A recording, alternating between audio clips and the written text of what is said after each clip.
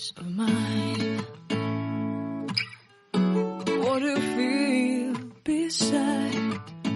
I don't know where we're gonna fly like you did sometimes.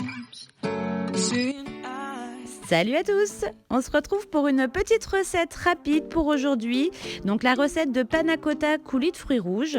Alors pour la recette, vous allez avoir besoin de 3 feuilles de gélatine, d'arôme vanille liquide ou d'une gousse de vanille comme vous voulez, de crème liquide entière, de lait et puis de sucre. Voilà. On a besoin aussi de coulis de fruits rouges, de coulis de framboise, pour moi en l'occurrence. Mais après, vous pouvez mettre n'importe quel coulis, comme vous voulez. Donc j'ai commencé par faire tremper mes 3 feuilles de gélatine dans de l'eau froide. Voilà, pour vous les laisser tremper tout le long du reste de la préparation. Alors dans un verre doseur, je verse 30 centilitres de crème liquide. Là en l'occurrence, les petites bouteilles en font 25. Donc du coup, j'en rajoute un petit peu, voilà, d'une seconde bouteille pour arriver à 30 centilitres de crème, tout simplement.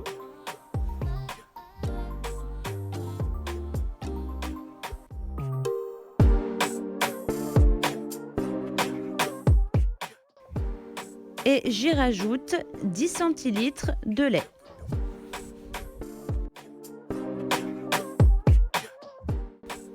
Et ensuite, je prépare mes 30 grammes de sucre en poudre. Là, dans ma casserole, voilà, j'y verse mon lait et ma crème.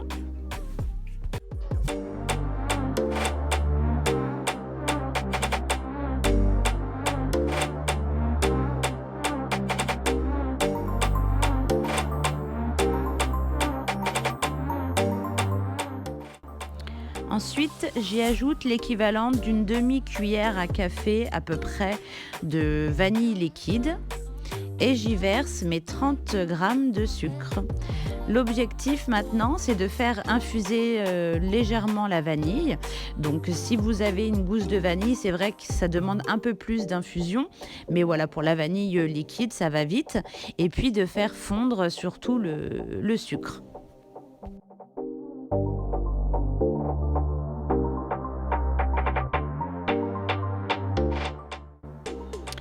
Maintenant que mon lait est légèrement chaud, il ne faut pas le laisser bouillir.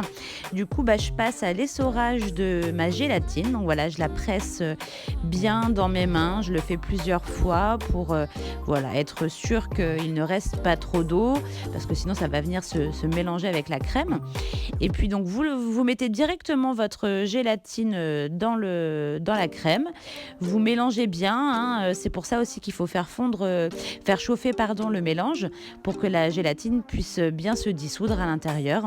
Donc voilà, moi je mélange bien histoire d'être certaine que tout soit bien homogène.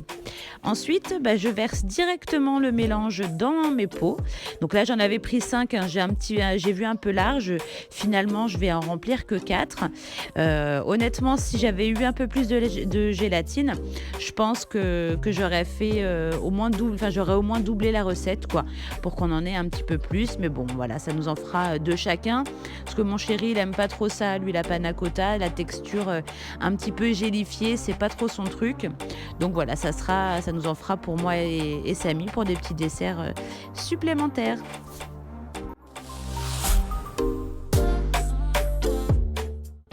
Donc ensuite, vous les laissez de côté un petit peu sur votre plan de travail. L'objectif, c'est qu'ils refroidissent avant de les mettre au frigo. On évite de mettre des aliments chauds dans le frigo.